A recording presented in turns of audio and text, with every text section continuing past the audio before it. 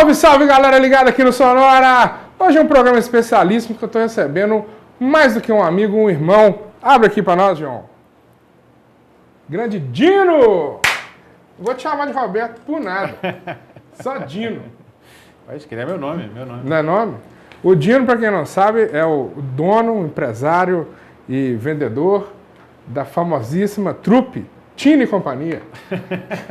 Agora você está com mais um empreendimento, né, Dino? Tô com a Ronivon Band agora. Ronivon Band, muito bem. O Dino, gente, é isso aí, ó. Vai ser até difícil a gente falar meio sério, porque aí tem mais de 20 anos de convivência, né, Dino? Ou mais? Ou menos. Mais, não, acho que tem mais, né? Deve ter Não uns... vamos falar muito, nós não entregamos. Você entrega demais também, né? Não precisa entregar tanto, né? Não, zoeira, tem mais de 20. Deve ter uns 25. Por aí. É, tipo 93. Por Lá, aí. 92? Olha só, lá no século passado. Mas assim, a gente é amigo de longa data mesmo.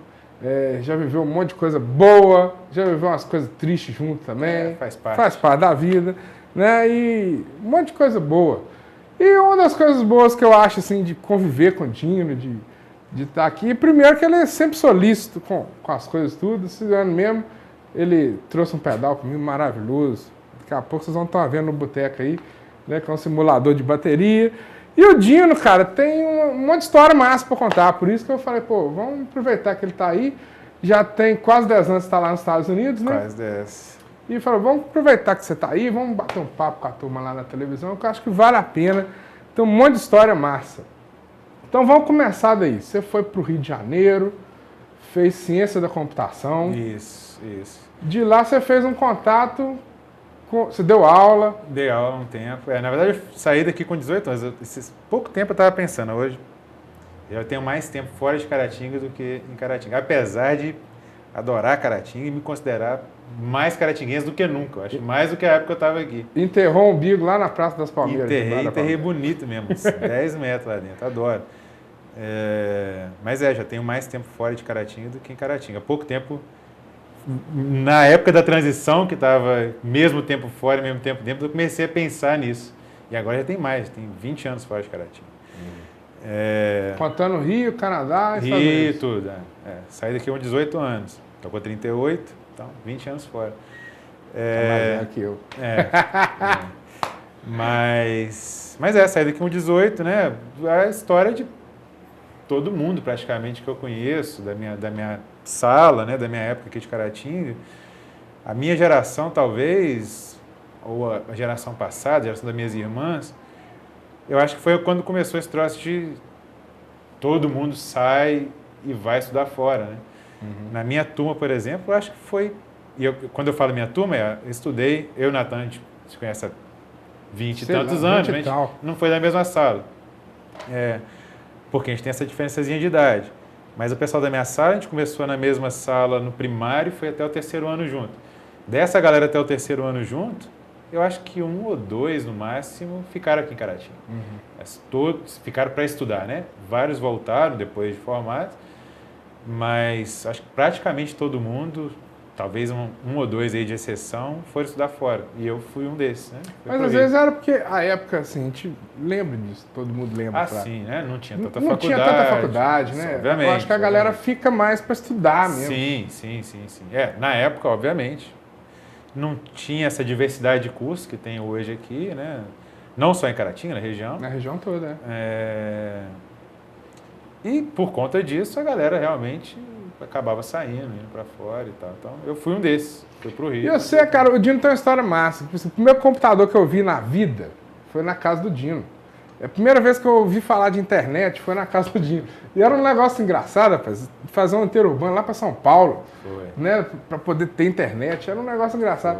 Isso aí te ajudou a gostar e depois procurar fazer ciência da computação? Como é que foi?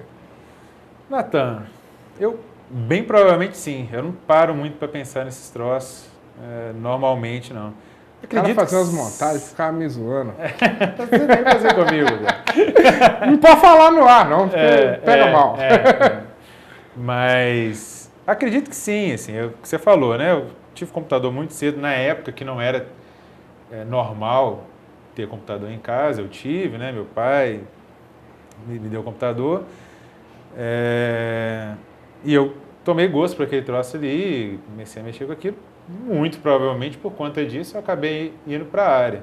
Apesar de, nessa época, eu né, sempre ali brincando no computador e fuçando e tal, aprendendo por conta própria, mas ainda sem saber programação, sem saber esse tipo de coisa. Isso eu só fui ver na faculdade mesmo. O que eu acho que foi bom. Assim, eu acabei vendo casos e conhecendo casos de pessoas que tinham interesse, procuraram isso na época, né, do segundo grau, que hoje nem sei se é segundo grau mais, mas na época, nome, na época do segundo e terceiro ano, tinha os cursos de processamento de dados e tal. Depois o cara foi fazer faculdade e acabou desistindo. Não sei exatamente qual o motivo, mas no meu caso não. No meu caso eu fiz colégio normal, primeiro, segundo, terceiro ano, e fui ver mais a parte de computação mesmo já na faculdade. E como é que foi o curso para você? Assim? Hoje a gente, é até ruim falar, né? Claro, o Dino está fora do Brasil, já tem quase 10 anos, igual a gente falou, está numa super empresa de computação, que é a Microsoft. Mas eu penso assim, Dino, por isso que eu queria te trazer aqui também. Por exemplo, a gente tem um curso aqui na Docton de ciência da computação, que é o mesmo curso que você fez, Sim. não fez aqui em Caratinga, mas é o mesmo curso que você fez. Como é que é para esse cara que está entrando agora, perspectiva de mercado, o cara tem que ir embora, ele tem que ficar... Como é que é a sua visão disso aí? Nathan, tipo, eu já estou fora há 10 anos, quase 10 anos, né? Não sei exatamente como é que está o mercado aqui hoje. Na minha época, posso te falar da minha época de Rio, principalmente, né? Eu trabalhei 7, 8 anos, talvez menos, no Rio, então conheço mais ou menos bem o mercado do Rio. Te falo o seguinte, a demanda na minha época era bem grande, então, tipo assim, era difícil o cara não conseguir algum emprego, não conseguir algum lugar para trabalhar, apesar de, hoje, tendo a visão de quem foi para fora, ver que a indústria de software aqui no Brasil ainda não é tão bem formada quanto é lá fora. Mas mesmo essa indústria bem formada por trás, a demanda é grande. O que acaba fazendo com que eu, por exemplo, na época do Rio, trabalhei com muito engenheiro, que fez engenheiro eletrônico, engenheiro de automação, mecatrônica. Todo mundo meio que acabava indo para o lado de software. Porque eu acho que essas outras áreas são ainda mais nicho que a área de computação. Então, o cara, quando não consegue ali uma área realmente na parte de robótica ou de automação, sempre acaba caindo para o software. Sem contar que, hoje em dia, mesmo a robótica e a automação, não existe sem o software, né? É difícil o cara realmente trabalhar com parte mais de hardware. Eu acho que hoje é impossível, né? Você pensar o mundo sem a computação. Você está com ele no seu bolso. Você está falando, né? Na época que eu ganhei o primeiro computador, era raro. Eu mesmo não conheço ninguém na minha época assim que tinha computador. Hoje todo mundo anda com no bolso, né? Tá. Então, a coisa mudou bastante. Então tá lindo esse papo de informática, de futuro, enfim. Mas eu quero conversar mesmo sobre rock and roll com você. E vai ser já no próximo bloco. Aguenta a mão aí, galera.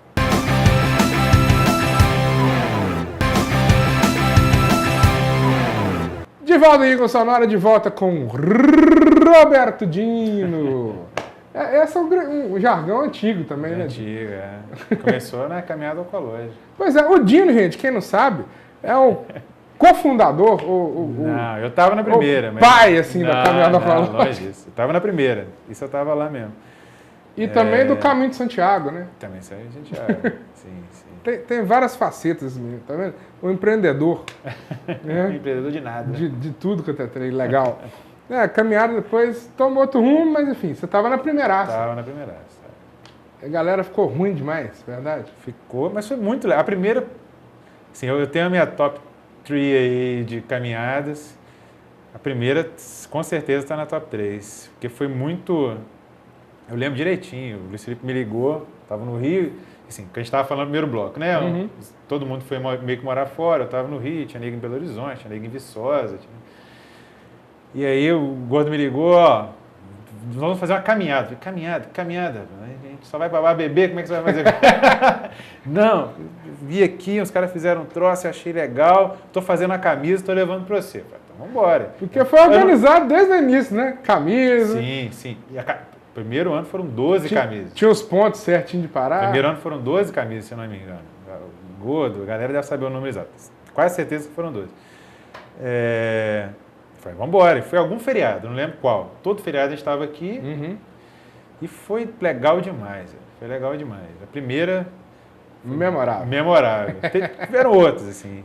Mas a primeira, muito legal. Baldinho, bom, a gente estava falando dessas coisas de tecnologia, mas aí eu não vou esticar muito não, porque aqui você está de férias. Né? Parar de falar de trabalho. Vamos falar de coisa diferente, né? Então você está lá nos Estados Unidos, primeiro você foi para o Canadá, aí foi para os Estados Unidos depois. E aí você viu um monte de coisa lá, legal, que eu acho que isso é bacana para o público do Sonora, que você está morando em Seattle, cara, que é o berço assim, do grunge, né? Sim. Quem não sabe, o Nirvana, Pearl Jam, Alice in Chains, essa turma toda é de lá. Você já teve a oportunidade assim, de ir nos lugares, por exemplo, onde está tocando esses caras, ou na casa do Kurt? Que a turma gosta. Eu sei que a turma gosta, me pergunta e tudo. Sim. E todo mundo é curioso para saber essas coisas. Sim, não, todo mundo, inclusive eu era, né? É engraçado você falar isso porque... não sei nem se eu já te comentei isso. Assim, eu nunca fui muito diferente do meu pai, que jogava em Mega Sena, esses troços. Eu puxei minha mãe, nunca fui muito de mandar promoção de, sei lá, caminhão do Faustão, sabe? Nunca fui. A única coisa que eu mandei na minha vida, eu acho que eu escrevi sobre isso, a única coisa que eu mandei na minha vida foi uma promoção que teve na MTV, na época a gente era viciado em MTV, que era Conheça Seattle. Olha que doideira, isso, eu era adolescente. E a promoção, eu lembro direitinho, você tinha que responder uma pergunta, qual é o espírito de Seattle? Você tinha que mandar um cartão postal para a MTV e a melhor resposta ganhava. Obviamente eu não ganhei, fiquei frustradíssimo na época. Bem feito. Sem saber que, sei lá, alguns anos depois eu ia acabar morando na cidade. Olha que doideira. Isso eu acho uma doideira gigantesca, assim. A única vez que eu participei de alguma promoção dessas foi esse troço. Obviamente não ganhei e acabei indo morar na cidade tempo depois.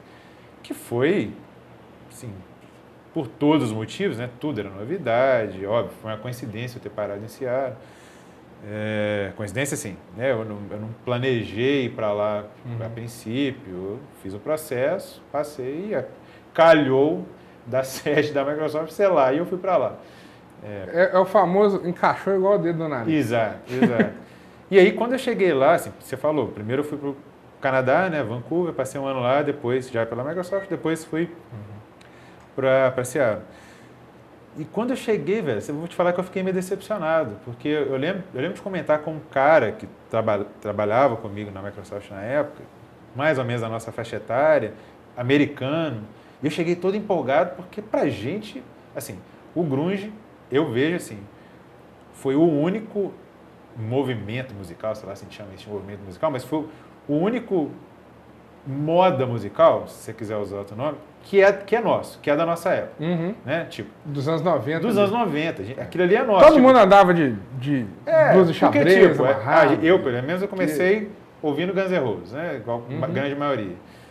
O Guns estava estourado, eu gosto de Guns até hoje, gostei muito na época, mas o Guns é anterior a nós, né? O Guns estourou ainda na década de 80, 88, né? 89 e tal.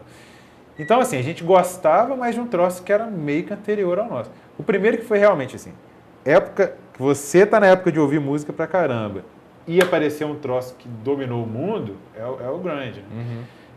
Então, aquilo pra mim, óbvio, depois eu passei a ouvir outras coisas, gostei de outras coisas, não continuei tão fissurado quanto adolescente, mas mantinha aquela memória afetiva ali na época que eu cheguei lá. E aí eu fui conversar com um cara, falei, bicho, aí, como é que era morar aqui em Seattle, na época do grunge e tal? Cara, não, normal. Nem curtia muito. Te quebrou. Na época eu cheguei, eu fiquei decepcionado. E aí eu comecei a procurar, né, casas de show. Mas isso que eu ia te perguntar, tem as coisas lá? Tem, assim, mas não é um troço, época, não é explícito. Ou que remeta ao som, assim. Remeta ao som mais ou menos, mas tipo assim... Ou assim, é aquilo ali mesmo que se ouve, ou lá em Seattle a galera não tá nem aí, tipo assim, outras estão ouvindo, sei lá, o Safadão. O Safadão acho que não, mas assim, não é uma coisa explícita, não é uma coisa que mal comparando, né? Todo caratinguense sabe que o Agnaldo Timóteo, o Ziraldo, o Emílio Leitão, o Ricardo são daqui de Caratinga, tem um orgulho enorme, todo mundo carrega isso no peito, e você vai ali, tem um baita do menino maluquinho. Não é tão explícito e não é todo mundo que se importa tanto com isso. E na verdade mesmo, tem gente até que evita, por exemplo. Eu já li em jornal e tal, por exemplo, a cidade que o Kurt nasceu, Aberdeen, lá eles tentaram fazer um museu há um tempo atrás do Kurt. Não sei se foi o prefeito ou a população não quis, porque eles achavam que, na verdade, a história do cara denegria a cidade. Porque, né, a questão do vício, o jeito que ele morreu e tudo. Suicídio, blá, blá, blá, que não era uma coisa legal de você ficar promovendo. Parece que isso hoje está mudando. Então, fizeram, ou vão fazer o museu dele lá, a casa que ele morou está à venda, e aí existe um esforço aí na internet para comprar a casa e fazer da casa um museu. Está mudando, mas não é uma coisa que assim, é isso e acabou. Não tem mais nada na cidade. Não, e com assim, certeza não. Além do turístico, comercial também, né? Isso. Não tem tanto. Não tem tanto. Porque assim, primeiro, a cidade tem outras coisas, né? Tem a questão de ser o segundo polo tecnológico dos Estados Unidos depois do Vale do Silício, então grandes empresas de tecnologia estão lá, fora a Microsoft tem a Amazon, tem a Boeing. A Boeing, na verdade, foi a primeira empresa grande que começou a trazer massa de gente para aquela região, foi a Boeing. Isso, sei lá, em que década. Tem museu da Boeing, tem uma porrada de coisa lá. Depois vieram as empresas de tecnologia. Hoje todas as grandes praticamente têm escritório lá, escritório grande lá. O que eu estou querendo dizer não é uma coisa que eu cheguei lá achando que sim, vou chegar lá, eu vou ver uma estátua do Ed Vedder e do Kurt a cada esquina, e só vou ver nego de flanela, e vai ter um monte de bar com nego tocando essas músicas. Qualquer lugar que eu for tomar uma cerveja, eu vou ver se... Não tem. Hoje eu descobri os lugares que tem, os bairros que tocam mais e tal.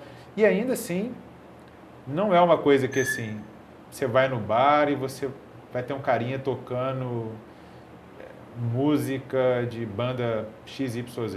Até não necessariamente de Seara. Não é uma coisa comum você ficar vendo banda tocando cover, por exemplo. Lá, entendeu? Até hoje. Como a gente tem o samba aqui, como a gente tem a bossa nova, como a gente tem esse movimento do Clube da Esquina, lá é forte, na região que você está de Washington ali, né? O rock and roll, o que a turma escuta lá? Nathan, eu acho que assim, é até meio polêmico, mas eu acho que o rock está meio morrendo, sabe? É óbvio, para gente que escuta todo dia, ainda é relevante, mas não tem aquela relevância da década de 90. Eu acho, tipo assim, o que eu sinto de ler, não sou especialista também, mas de ler em artigo, de Rolling Stone e tal, tá todo mundo esperando o próximo Nirvana. Tipo, a última vez que o rock realmente foi relevante, que massificou e que aquilo realmente teve mundial, foi o Nirvana. Velho. E olha assim, eu não tô falando porque eu sou hiper fã, tem bandas que eu gosto mais do Nirvana, gosto muito, mas não é por ser fã de carteirinha do Nirvana que eu tô falando isso não. A última vez foi aquela. Desde então, está só em declínio, estabilizou um pouquinho, pode ter subido um pouquinho em uma época ou outra, sei lá, Green Day, depois foi uma banda que capitalizou bastante coisa. E outros para frente, Radiohead, enfim. Mas nunca mais foi aquela coisa que desbancou, que foi a grande, todo mundo fala do Nirvana, desbancou o Michael Jackson do primeiro lugar da Billboard, sacou? Nunca mais teve isso, desde o Nirvana, do que eu leio, né? Não sou especialista, de novo. Então, eu acho que o rock não é mais relevante em lugar nenhum, sacou? Em Seattle, nem lá, sacou? Lá em Seattle, por exemplo, tem um outro cara que fez... Hoje em dia já nem é tão relevante assim, mas estourou, foi Macklemore, um rapper branco, ganhou alguns Grammys aí há uns 3 anos atrás. O cara é bom. Eu acho que, tipo, hip hop, rap, esse troço, meio que tomou o lugar do rock em questão de ser a música da rebeldia, de ser a música que o jovem escuta e que fala. O discurso tem mais a ver com os dias de hoje. Isso. E se você for ver bem, desde a nossa época que já estava indo por esse lado, acho que o Nirvana virou um pouco o disco, conseguiu fazer, mas foi por um tempo, foi efêmero, foi bem rápido, né? Curtíssimo, né? E desde então, eu não acho que recuperou. E Seattle é só um reflexo disso. Assim. De novo, não estou falando que não tem respaldo nenhum, não estou falando que não tem importância nenhuma. Estou só falando que já não fala a língua do jovem, não é uma coisa que está ali no dia a dia, que está tudo... Para quem gosta, tem muito e tal, mas não é aquela coisa que só se fala disso. E o que você vê lá, por exemplo, na hora que você sai para ir para um bar, para sair à noite, enfim? O que você está percebendo da cena, da cidade, assim? Você falou que encontrou com o cara lá do Pearl Jam numa saída, assim, o cara tava do lado. Já, assim, tem histórias maneiras, assim, principalmente do pessoal do Pearl Jam. O pessoal do Pearl Jam dessas grandes, eles e o Mudhoney são os mais próximos de Seattle, eu diria. Uma vez eu fui num show, numa casa pequena, famosa por ser mais alternativa e tal, mas pequena, chama Tractor. E para ver um show do Dinosaur Jr., outra banda dos anos 90. Quando eu olho pro lado, acabei de falar dele, tava o Jeff Ament tirando foto do Dinosaur Jr., ele tava na plateia lá assistindo o show junto com o cara. O cara tava como audiência do show do mesmo jeito que eu tava. O cara do Pearl Jam, pirei. Uma outra vez, eu tava num bar até próximo a esse, Sunset Tavern, que chama o bar, também pequeno. E a banda de abertura foi o guitarrista do R.E.M., Mike, esqueci o nome dele, Bucks, alguma coisa Bucks. E um cara cantando, só os dois. E depois teve uma banda, que é uma banda das antigas lá de Seattle, que eles se reuniram só para aquele show. Não fez muito sucesso, chama Yellow Fellows. E o cara do R.E.M. tocou a banda de abertura. Daí a pouco eu tô esperando começar a Yellow Fellows. Tô vendo lá do lado o cara do R.E.M. do meu lado, lá assistindo, esperando a bandinha também do meu lado lá. Que massa. Com a esposa, sei lá, eu tava com a Flaviana. Aí você já deu cata no cara? Não tem garagem de jeito nenhum. Te conheço. Teve isso, teve a vez que... Essa foi meio que jogada, tipo... eu vi em algum lugar, Facebook ou sei, lista de e-mail, que o irmão do cara do The Who ia tocar num bar lá, que é um bar-restaurante. É restaurante, e o palco fica na frente das mesas, assim, mas é um restaurante até bacana, comida tailandesa. Tem show também de teatro lá, mas não é palco de teatro formalzão, né? Chama Red Door o lugar. E eu fiquei sabendo que esse cara, irmão do cara do The Who, do Pete Townsend, esqueci o nome dele, o fulano de tal Townsend, ia tocar nesse lugar. E eu sei que o Ed Vedder é fanzaço do The Who. Aí eu falei com a Flaviana, vamos lá jantar. Sei lá, era 15 conto, sei lá, 20 conto o ingresso. Falei, vamos lá, a gente janta. E desconfio que tem uma forte grande do Ed Vedder aparecer lá. Peguei uma mesa na boca do palco, né? Aí não deu outra. Quando a gente chegou lá, era só o cara, violão. Sonzinho até massa, gostei, agradável pra caramba. Toca bem parecido com o Pete Townsend, mão direita bem agressiva. As musiquinhas legais também, só música autoral, nada de The Who. Legal. Aí eu vi um cara no fundo do palco tirando foto. No palco mesmo, a gente estava nas mesas, né, que é um restaurante, e o cara lá no fundo, meio que no escuro de boné, tirando foto.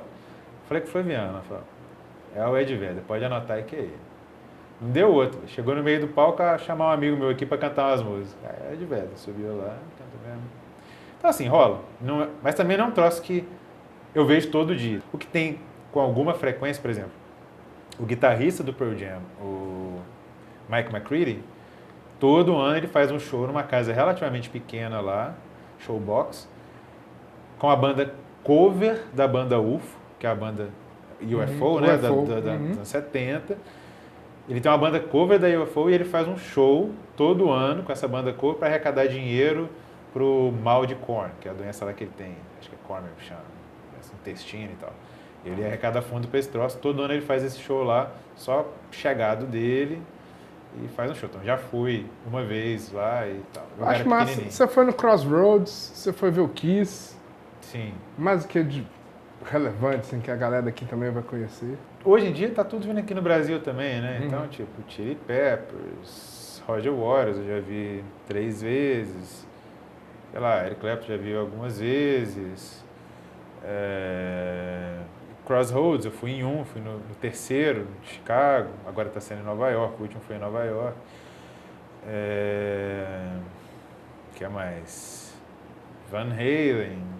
A questão é a seguinte, Nathan, tipo, quando eu cheguei lá, eu era super fominha para ver todos esses shows, porque aqui, na minha época aqui de Rio de Janeiro, Caratinga, então nem se fala, não era tão comum.